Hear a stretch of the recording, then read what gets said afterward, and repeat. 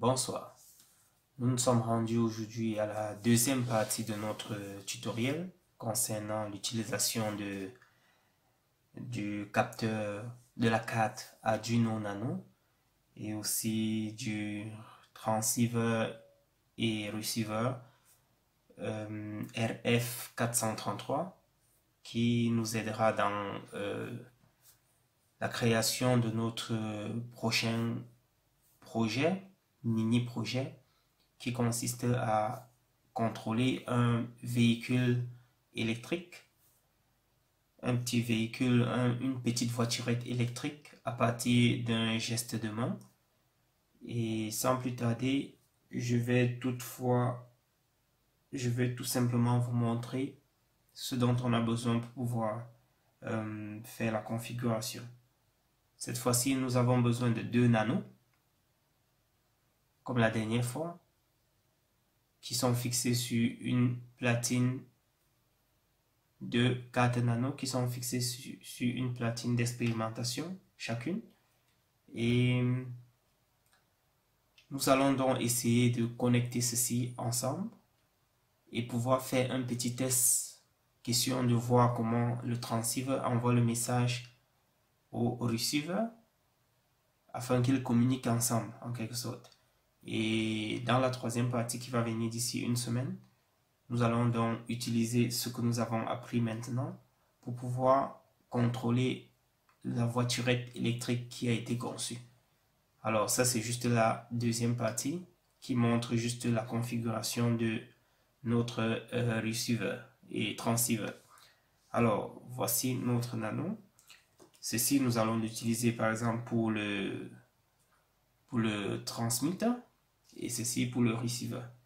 Et nous avons également besoin de deux petits câbles micro USB que voici, et de quelques cordelles, de quelques câbles en quelque sorte, de quelques câbles. Nous avons là notre transmetteur et ici notre receiver RF433. Ils sont déjà connectés au niveau du câble, comme vous le voyez là. Qu'est-ce que nous avons sur chaque carte? Nous avons ici un ground qui correspond au pôle négatif. Nous avons VCC qui correspond au pôle positif. Et nous avons un pin data, comme vous le voyez, data, qui nous sert de pin pour transférer les données entre notre interface en série et la carte. C'est la même chose qui se trouve au niveau du receiver. Nous avons une data, nous avons un ground et nous avons le VCC. Alors, sans plus tarder, je dois devoir commencer. Ça, c'est ground. Voilà. Maintenant, nous prenons d'abord notre transceiver, c'est-à-dire notre émetteur. Voilà les trois câbles. Ici, le jaune représente, il faut que je vérifie, représente data. L'orange représente le VCC, c'est-à-dire la borne positive. Et le bleu représente donc la borne négative. Alors, nous allons essayer de venir sur notre nano. Nous allons connecter le câble bleu qui est notre ground. Nous le connectons ainsi sur ground. Là. Maintenant, nous avons ici notre câble orange qui va sur 5 volts. Ici sur 5 volts nano. Et notre câble jaune qui est le data. Cela va ici à, vu que ça c'est notre transceiver, ça va à la bonne, au pin numéro 12. Voilà le branchement, très simple. C'est notre transceiver. Voilà, nous faisons la même chose avec le receiver. Nous avons le câble noir qui va donc à notre pin ground. Le câble rouge qui va aux 5 volts qui est le VCC. Voilà. Et maintenant le dernier qui est le data, qui va donc au niveau du digital pin 11. Voilà. Le receiver communique au niveau du pin 11 et le transmetteur au niveau du pin 12. Alors, transmetteur, receiver, ils sont connectés. Alors, qu'est-ce qu'il faut donc faire? Nous connectons maintenant notre transmetteur avec notre micro USB. Voilà.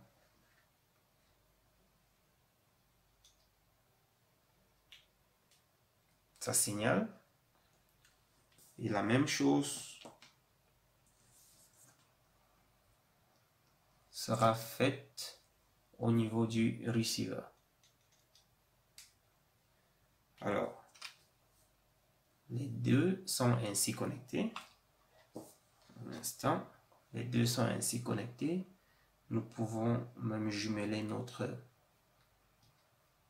Un instant. Nous pouvons jumeler notre carte, de telle enseigne que cela représente une carte. Vous voyez? Voici notre transmetteur, voici notre receiver. Et les deux sont connectés. Voilà. Maintenant, regardons dans notre code ce que ça doit faire. Nous avons notre code à ce niveau. Et ici, c'est notre transmetteur.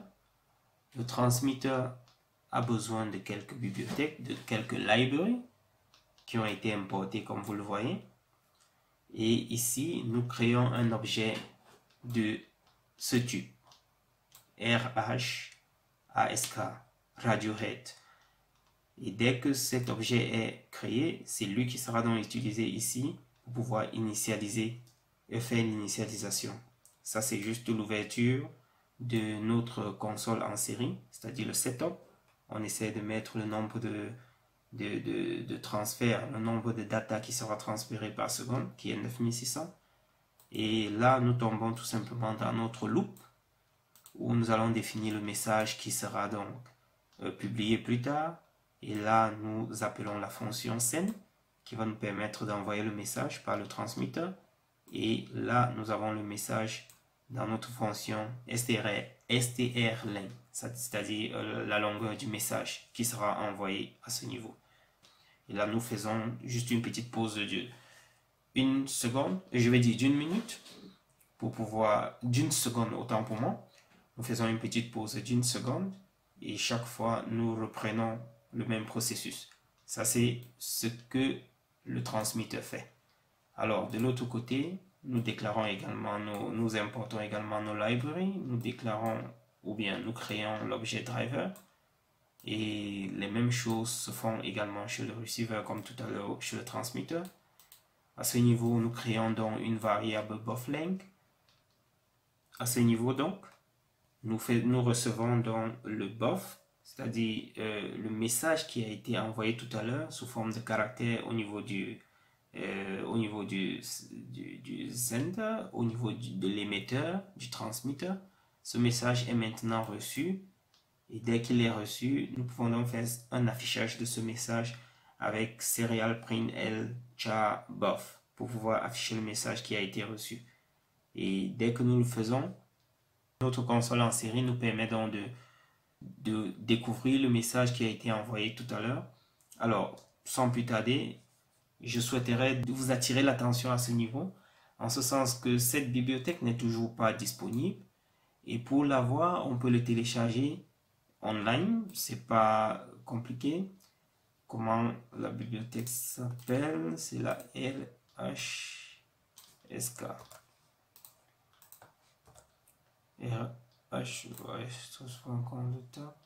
Non, là, ça c'est le mauvais lien. RHSK Radio Head Download. Je regarde ici, là. J'essaie ici. Est-ce que c'est le bon lien? Ouais. Là par exemple, nous voyons ici Radiohead peut être téléchargé à ce niveau. On clique là-dessus et là, voilà le téléchargement qui commence. Alors, puisque cela a été déjà fait, où est-ce là, téléchargement? Puisque cela a été déjà téléchargé, que voici, qu'est-ce qu'il faut faire lorsque cela a été déjà téléchargé au niveau de votre ordinateur? Vous venez donc au niveau de votre console, non, de votre IDE. Vous essayez de venir sur Croquis, inclure une bibliothèque, et puis ajouter la bibliothèque .zip. Alors, dès que vous cliquez là-dessus, ça vous permet donc de parcourir votre système d'exploitation afin de chercher là où votre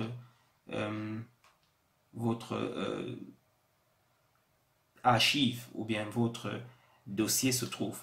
Étant donné que cela a été téléchargé il y a de cela quelques secondes, alors voici notre Radiohead qui doit être juste marqué comme ceci et on clique après sur ouvert ou bien sur ouvrir pour pouvoir faire charger cela dans le IDE.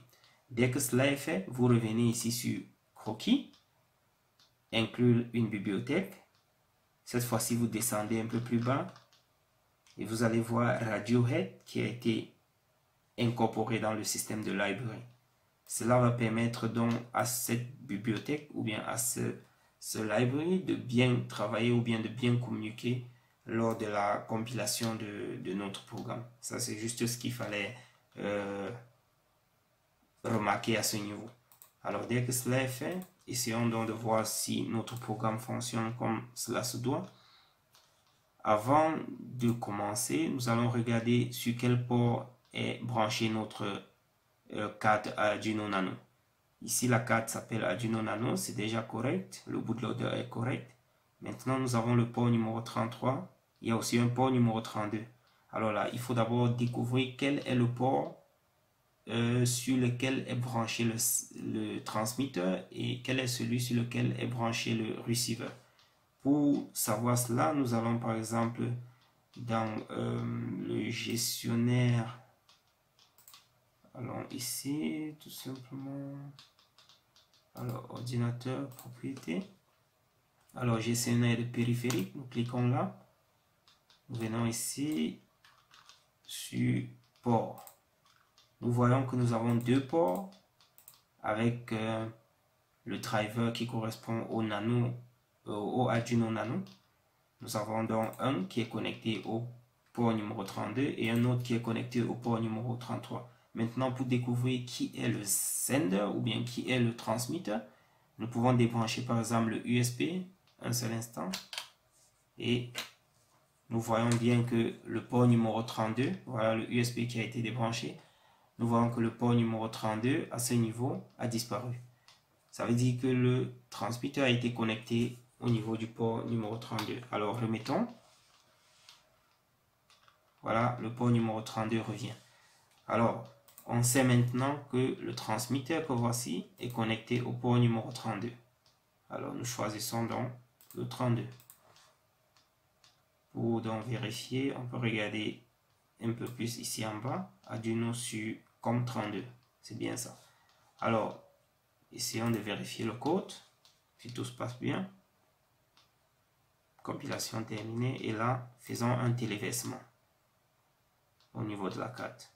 C'est en cours. Et voilà, c'est terminé. Le prochain, nous prenons donc le receiver. Cette fois-ci, nous allons changer de port. Ce n'est plus 32, puisque le receiver était donc au 33. Nous choisissons comme 33. C'est là, c'est marqué en bas. Nous vérifions également le code. Compilation terminée. Et là, nous faisons un téléversement. C'est en cours. C'est terminé. Alors, ouvrons notre moniteur en série. Normalement, le message doit venir. Voilà. Le message, c'est bien celui-ci. Hello, les produits clavier. C'est ça. Et ce message, ce string qui affiche là maintenant, c'est ce qui a été écrit dans le receiver. Nous voyons message. Et après, la prochaine ligne d'affichage, c'est bien le bof. Bof qui est en quelque sorte le message qui a été reçu ici ce message qui a été transmis par le transmetteur tout à l'heure. Alors, ça affiche d'abord message, comme vous le voyez là. Et après, ça affiche le message bof, qui est ce qui a été reçu. Et le message, c'est Hello, les produits clavier, LPDC.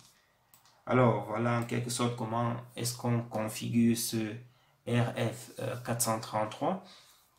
Ça, c'est la deuxième partie, comme je vous l'ai dit. Et la troisième partie va donc consister à utiliser ceci, ce que je viens de vous montrer, c'est-à-dire le transmetteur et le receiver. Ça va être utilisé comme un élément de contrôle pour pouvoir guider une petite voiturette électronique qui a été conçue la dernière fois avec le projet Line Follower. Donc, pour ne pas perdre, restez connectés et surtout likez et partagez la vidéo si elles vous ont plu. Ciao, ciao.